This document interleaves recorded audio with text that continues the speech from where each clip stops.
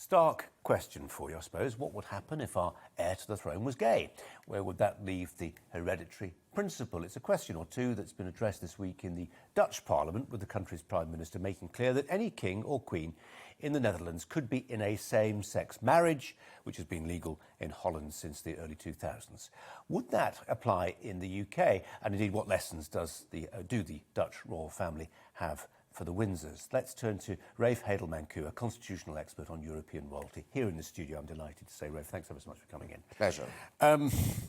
Let's start with the Dutch. I mean, for the best part of 20 years, same-sex marriage legal.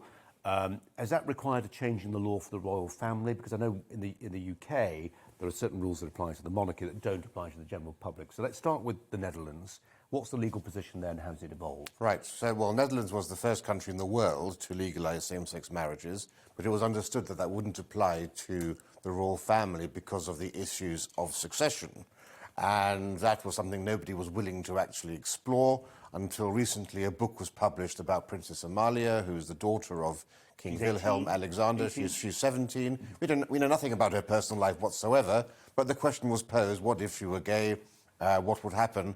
And, you know, Dutch is a very sort of progressive, forward-leaning country, and they said they just talk these things through, don't they? Yeah, there would be no issue. What they didn't do was comment on the issue of succession, of the product of any such relationship. Right, that's why you're here. How does that work? Yes, well, they've said they will cross that bridge when they come to it, which is a nice bit of, you know, kicking it into the long grass.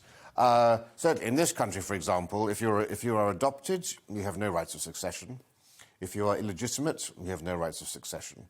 If you're born out of wedlock, because you have to be, firstly, as we call it, from the blood royal, so you have to have that royal blood coursing through your veins. And yet, ironically, so many princes and princesses and queens and kings through the years didn't have royal blood. Wrong side of the bed sheets. Now, of course, there's no religious aspect to the monarchy in the Netherlands, so you can really see there are ways where you can sort of see such a situation happening. Here it's rather different because the sovereign is also supreme governor of the Church of England, and the Church of England does not recognise same-sex marriages. And as we know from the Queen, the coronation is a sacrament. We are the only monarchy to still have a coronation where the crown is placed on the head, and there's a religious element. The crown is never placed on the head of any other monarch in Europe. So we are the last properly religious, temporal and spiritual monarchy. And so because of that would really need to be addressed. There's a second issue also, which is the fact that we actually have, dare I say, the world's only trans monarch, by which I mean transnational.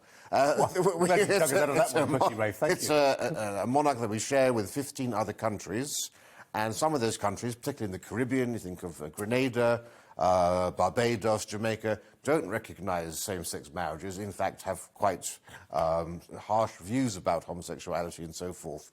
And normally in the past, you need to have unanimity between all of the Commonwealth realms to change anything in the Act of Succession, because otherwise you could end up with one person on the throne here and another person on the throne in Jamaica. That's why in 2011, when they wanted to keep people in the line of succession who were married to Catholics, that was enabled, and also to allow girls, if they were born first, to succeed. Yep.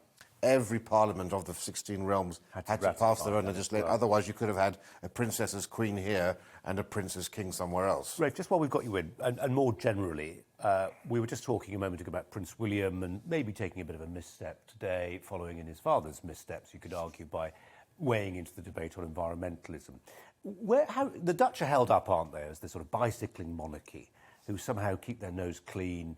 They have fewer formal functions. There's less of the sort of flumery that goes round monarchy where the Dutch are concerned. But which model works better in your view, as somebody who sort of looks at European royalty in the round?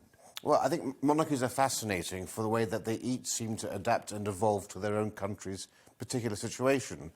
Britain has a much more recent, proud military and imperial history. It's a far greater country.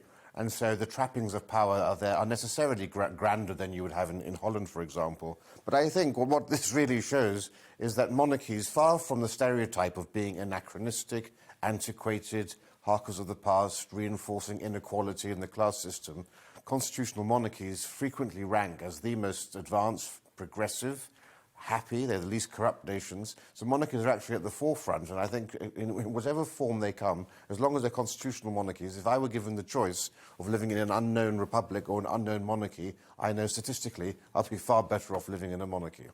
Rafe, really appreciate you coming in today. Thanks ever so much. Lovely My to see you. pleasure. Thanks.